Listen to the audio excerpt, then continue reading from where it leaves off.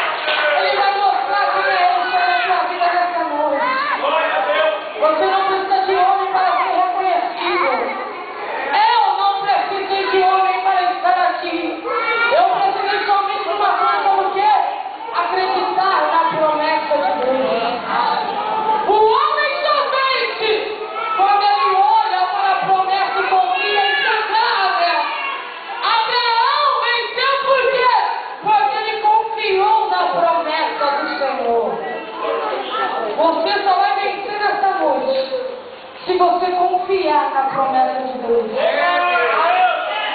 Chega de olhar para o tamanho da prova.